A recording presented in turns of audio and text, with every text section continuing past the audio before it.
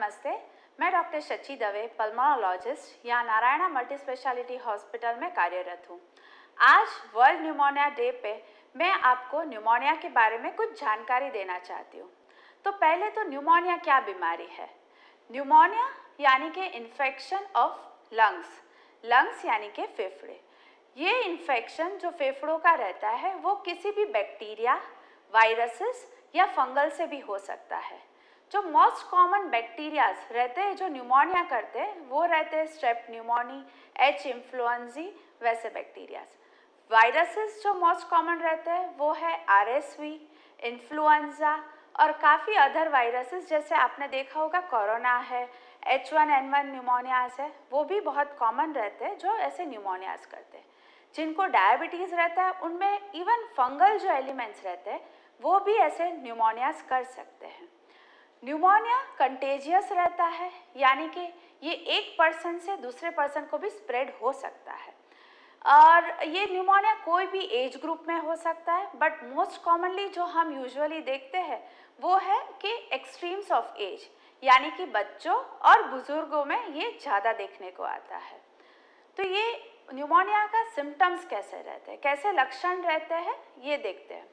तो पहले तो जैसे हमारे पास जो भी पेशेंट ऐसे न्यूमोनिया के साथ आते हैं उनकी एक बहुत ही शॉर्ट हिस्ट्री रहती है, यानी कि 3 से 4 दिन की कंप्लेंट्स के साथ आते हैं, जिसमें खांसी होना, सर्दी होना, बुखार आना, सांस लेने में दिक्कत आना, वैसे सिम्टम्स नज़र आते हैं।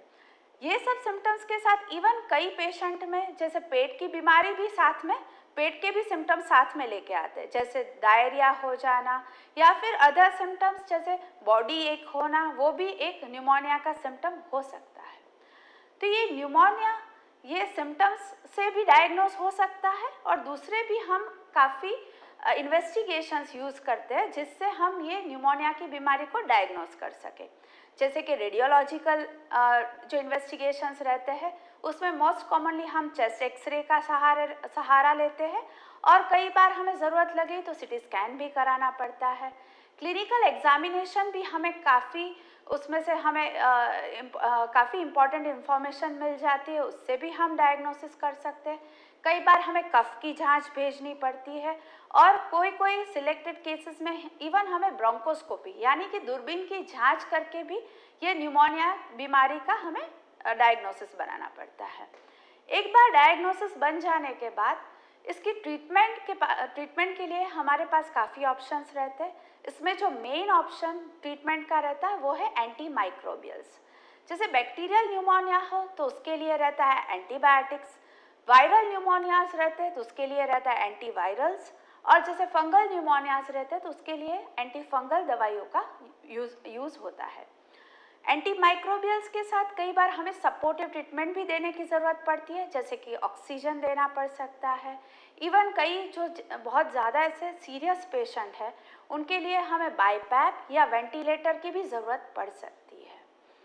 बट ये एक सीरियस बीमारी है, बट डेफिनेटली इसका हम प्रिवेंशन भी कर सकते हैं।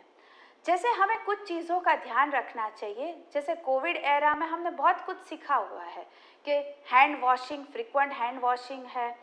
कफ एक एटिकेट रहता है कि जैसे आपको खांसी आती है तो हाथ हमें कवर करना चाहिए, मुंह को हाथ से या ऐसे कवर करना चाहिए या मास्क यूज़ करना चाहिए। तीसरा जो है वो बहुत इम्पॉर्टेंट है और वो है वैक्सीनेशन। फ्लू यानी कि वायरल और इवन न्यूमोकोकल वैक्सीनेशन का हमारे पास एक ऑप्शन रहता है जो कि बहुत ही ज़्यादा हेल्पफुल है ऐसे न्यूमोनियाज को प्रिवेंट करने में। और रेगुलर हेल्थ चेकअप कराते रहना चाहिए, पर्टिकुलरली जिनको दूसरी बीमारी है, जैसे कोई हार्ट रिलेटेड बीमारी है या फिर जैसे ऑलरेडी किसी को लंग्स की बीमारी रहती है, जैसे COPD है, अस्थमा है, ILDs है, उनमें ऐसी न्यूमोनिया होने के चांसेस बहुत ज़्यादा रहते हैं और उनमें सिवियर न्यूमोनियाज इवन जो डेथ कर सकते हैं, ऐसे न्यूमोनियाज होने के भी चांसेस बहुत ज़्यादा है। ऐसे पेशेंट्स में हमें हमेशा वैक्सीनेशन का उपयोग करना चाहिए। एट मैं यही मैसेज देना चाहूँगी कि न्यूमोनिया किसी को भी हो सकता है, But yes, as we discussed, it is treatable and completely curable disease, and we can prevent it very easily. Thank you.